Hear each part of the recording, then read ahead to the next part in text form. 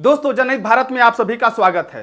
तेलंगाना की चुनावी राजनीति का पारा और गर्म हो गया है और राहुल गांधी तेलंगाना में कई राजनीतिक परतों को खोलते हुए दिखाई दे रहे हैं। राहुल गांधी ने असदुद्दीन ओवैसी की पार्टी AIMIM पर आरोप लगाया है कि यह पार्टी केवल बीजेपी का मदद करने के लिए बनाई गई है और जहां भी बीजेपी का पलड़ा कमजोर होता है वहां AIMIM अपना कैंडिडेट खड़ा कर देती है ताकि कांग्रेस का वोट काटा जा सके और बीजेपी को जिताया जा सके।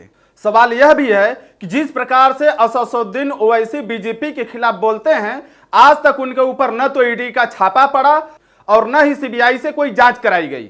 राहुल गांधी ने कहा है कि PM मोदी और तेलंगाना के CM दोनों की मिलीभगत है, क्योंकि तेलंगाना में इतने घोटाले होने के बाद भी वहां न तो ईडी के छापे पड़े और न ही CBI द्वारा जांच कराई गई, लेकिन PM मोदी मेरे ऊपर 25 मुकदमे लगा दिए और मेरी सांसदी के साथ साथ मेरा घर भी छीन लिया।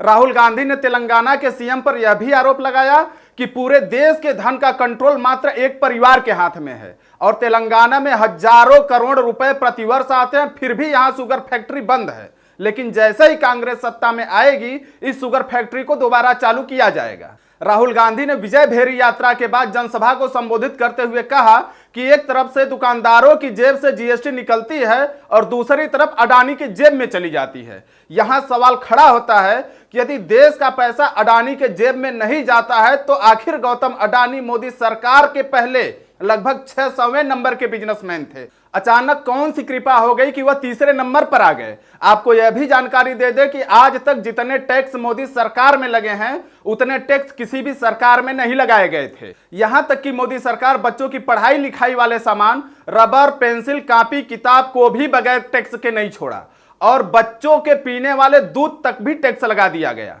सवाल यह भी बनता है कि यदि देश पर कर्ज मोदी सरकार के काल में 55 लाख करोड़ से बढ़कर 155 लाख करोड़ हो गया तो वास्तव में GST से वसूला गया धन आखिर जाता कहां है। एक तरफ राहुल गांधी ने जाति जनगणना के नाम पर फिर से PM मोदी को घेरा और कहा कि जब मैं लोकसभा में जाति जनगणना की बात उठाया तो PM मोदी मेरे सवालों का जवाब क्यों नहीं दिए। आखिर कैसे पता चलेगा कि देश का कितना धन किस वर्ग के पास है। वहीं दूसरे तरफ प्रियंका गांधी ने भी राजस्थान विधानसभा चुनाव के दौरान जनसभा को संबोधित करते हुए केंद्र सरकार की नीतियों पर सवाल खड़ा किया और भाजपा पर जमकर हमला बोला। प्रियंका गांधी ने कहा कि जब कांग्रेस ओल्ड पेंशन स्कीम लागू कर सकती है तो भाजपा इस मुद्दे पर चुप क्यों है। प्रियंका गांधी ने आरोप लगाया कि भाजपा सरकार की नीति बन गई है कि वह गरीबों से पैसा वसूल करके उद्योगपतियों को देती है।